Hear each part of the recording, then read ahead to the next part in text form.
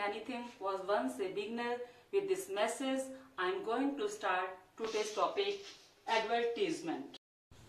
Now the question arises, what advertisement is? अब बेटा ये जो वर्ड एडवर्टाइजमेंट है इसको कुछ बच्चे एडवर्टीजमेंट बोलते हैं और कुछ बच्चे एडवर्टाइजमेंट बोलते हैं, तो इसमें बड़ा कंफ्यूजन रहता है बच्चों को कि मैम इसकी प्रोनाउंसिएशन क्या रहेगी। तो बेटा इसमें कोई टेंशन की जरूरत नहीं है। अमेरिकन एक्सेंट में इसको एडवर्टाइजमेंट बोलते हैं और ब्रिटिश एक्सेंट में इसको एडवर्टीजमेंट बोलते हैं, बट हम लोग कुछ भी बोल सकते हैं।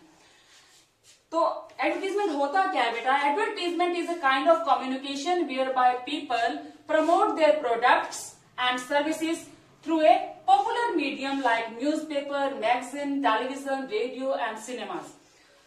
तो बेटा ये जो एडवर्टीजमेंट है ये हर जगह हमें देखने को मिलती है, चाहे हम गाड़ी में बैठे हैं, चाहे हम बस में बैठे हैं, चाहे हम सिनेमा हॉल में बैठे हैं, चाहे हम स्कूल के बाहर गेट के खड़े हैं, कहीं ना कहीं बड़े बड़े होर्डिंग्स मिलेंगे। इवन छोटे छोटे बच्चे भी अपनी एड देखकर ही चीज को खरीदते हैं।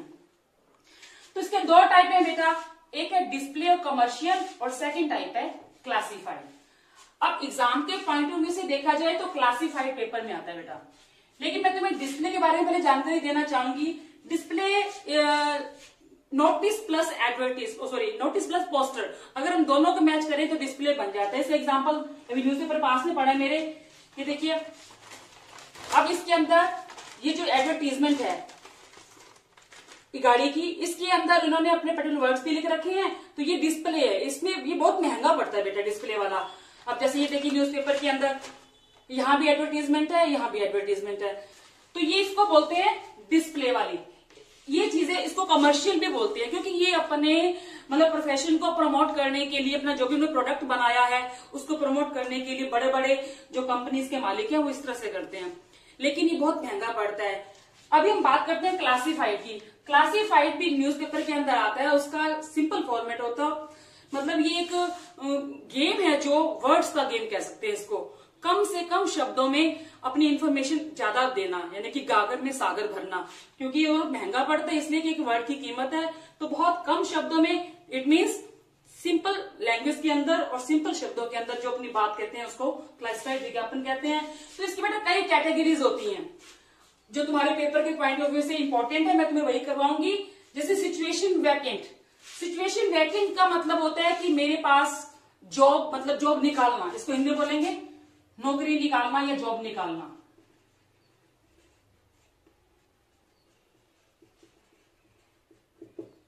मतलब किसी कंपनी के पास जॉब है, किसी स्कूल के पास जॉब है, किसी शॉपकीपर के पास जॉब है, तो वो बोलेगा सिचुएशन वैकेंट कि मेरे को मैकेनिक की जरूरत है, मेरे को डॉक्टर की जरूरत है, मेरे को इंजीनियर की जरूरत है, वो जो निकलेगी उसको बोलते हैं situation vacant.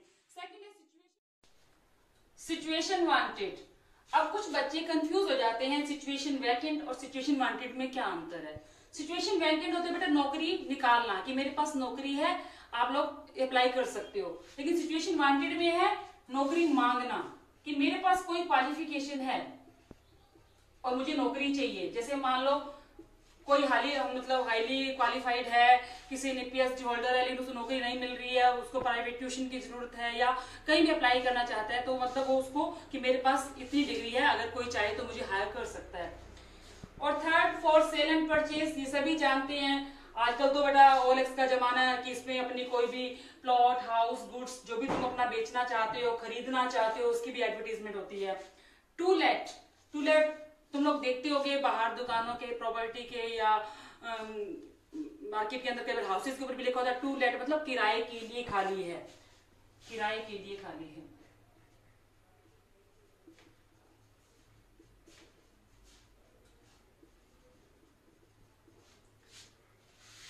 And next lost and found, कोई चीज तुम्हारी गुम हो जाती है, उसके बारे में कोई चीज मिली है, जैसे नोटिस में करते हैं, लगभग उसकी लैंग्वेज वही रहती है। मैट्रिमोनियल, ये तो आजकल तो वैसे तो शादी.com का भी चला हुआ है आजकल नया प्रचलन, लेकिन पहले न्यूज़पेपर के अंदर और आजकल भी आता है कि वधू चाहिए है ना, ब्राइड ग्रूम, और इसका रहता है ब्राइड वांटेड, ग्रूम वांटेड का।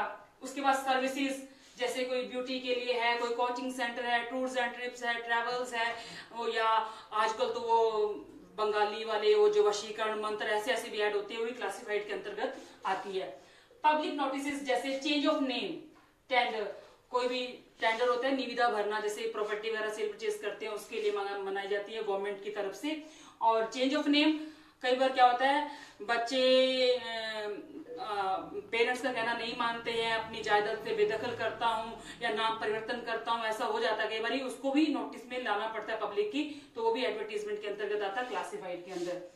और बेटा एक जो ये नया वर्ड है ऑबिचुअरी। ऑबिचुअरी का मतलब है जैसे आजकल क्या है जैसे चट मंगनी पट ब्याह वाली बात होती है, तो जब निधन हो जाता है किसी की डेथ हो जाती है तो वो लोग इतना टाइम नहीं, पहले जमाने में तो 10-15 दिन बैठते थे तो टाइम लगता था, आजकल तीसरे चौथे दिन उन्होंने सारी सेरेमनी पूरी करनी होती है तो वो न्यूज़पेपर में निकाल देते हैं कि our mother passed away and the meeting will be held on this day this place, कि इस जगह पर तुम्हारी मीटिंग होगी, हमारी शोकाकुल परिवार नीचे लिख के, तो ये चीज होती है। हालांकि पेपर में बहुत कम आती है लेकिन पूछ सकते हैं, सीबीएसई में तो पूछ लेते हैं, हरियाणा बोर्ड में कम पूछते हैं। तो बेटा ये तो टाइप्स थे, इनको भी मैं बाद में करवाती हूँ। सबसे पहले हमें की पॉइंट्स देख ले इसकी तरफ। First point is usually very brief. ये मतलब मैंने पहले भी बताया कि गागर में सागर भरना होता है, बहुत कम शब्दों में तुम्हें अधिक जानकारी देनी होती है, इसलिए इसकी वर्ड लिमिट रहती है बेटा 50 वर्ड्स। 50 वर्ड्स मैक्सिमम है, इससे कम शब्दों में, हालांकि 15 से 20 शब्दों के अंदर भी कई बार बात कही जाती है अपनी। Second, maximum information in minimum words, वही चीज, the language use should be simple and formal. औपचारिक बातचीत, कोई भी मतलब अनौपचारिकता नहीं होनी चाहिए और अनवांटेड कोई बात नहीं की, और जो सेंटेंसेस है वो बड़े सिंपल साधारण, यानी कि हर आदमी की समझ में आ जाने चाहिए। मेक बॉक्स, अब वैसे तो इसका कोई फॉर्मेट नहीं होता बॉक्स बनाने का, न्यूज़पेपर के अंदर तो सिंपली रहता है क्लासिफाइड, बट पेपर के पॉइंट ऑफ व्यू तुम्हें बॉक्स में लिखना होता है। And last thing is highlight first word. Highlight मतलब ये चीज है कि तुम जो बना रहे हो, जैसे मान लो बॉक्स बना दिया, तुम्हें जो फर्स्ट वर्ड है वांटेड, तो इसको हाईलाइट करना है या इसको कैपिटल में लिखना है, ये इसके कुछ की पॉइंट्स है जो तुम्हें बनाते हुए ध्यान रखना है। अब मैं तुम्हें जो मोस्ट इंपोर्टेंट पार्ट है इसका, सिचुएशन वैकेंट, मोस्टली यानी 99% पेपर में आने की उम्मीद रहती है, तो मैं इसको डिटेल में समझाती हूँ, बाकी 1 बाय 1 में कल से समझाऊंगी। सिचुएशन वैकेंट यानी कि नौकरी निकालना, कोई जॉब खाली है उसके लिए तुमने ऐड करनी है, उसका जो फर्स्ट वर्ड है वांटेड या रिक्वायर्ड, यानी कि जब भी तुम इसको शुरू करोगे इस तरह की एडवर्टीजमेंट को, उसका फर्स्ट वर्ड यानी कि हमें जरूरत है, हमें रिक्वायर है, एक भी वर्ड ले सकते, चाहे ये वर्ड ले लो चाहे ये वर्ड ले लो। Second, name of the post, तुम्हें किस चीज की जरूरत है, यानी कि उस पोस्ट का नाम, नंबर ऑफ वैकेंसीज, वो कितनी पोस्ट है तुम्हारे पास, मान लो टीचर है या विद्यालय में पियोन है या कोई किसी भी मैकेनिक की जरूरत है, तुम्हें उसकी कितने बंदों की जरूरत है। Name of the company and organisation, यानी कि फिर अपनी संस्था का नाम कि किस कंपनी को इसकी जरूरत है। रिक्वायर्ड एज लिमिट, तुम्हें कितनी उम्र तक के बंदे की जरूरत है। अब कई बार ऐसा होता है कि हमें यंगस्टर की जरूरत होती है और कई बार हमें जैसे चौकीदार माली वगैरह की जरूरत है, तो उसमें 40+ भी हम मांग सकते हैं ना।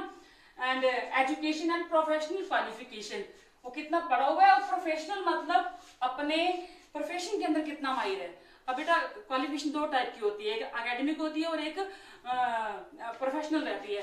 अब जैसे मान लो हम लोग चाहे डिग्रीज होती है BA MA कर ले, लेकिन प्रोफेशनल जैसे मैंने B.Ed किया या M.Ed किया, ये मेरी प्रोफेशनल डिग्री रहती है।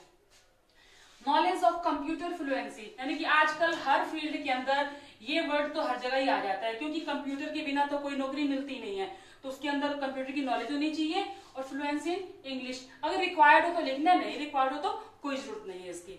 Attractive salary and other benefits negotiable, कि अब नौकरी किसी को लेनी है तो उसको पहले बताना पड़ेगा कि अच्छी सैलरी देंगे, और अदर बेनिफिट्स में तुम दे सकते हो कि ट्रांसपोर्टेशन की हम सुविधा प्रोवाइड कर रहे हैं या हॉस्टल फ्री कर रहे हैं या और भी कुछ अकोमोडेशन जो भी तुम देना चाहते हो दे सकते हो।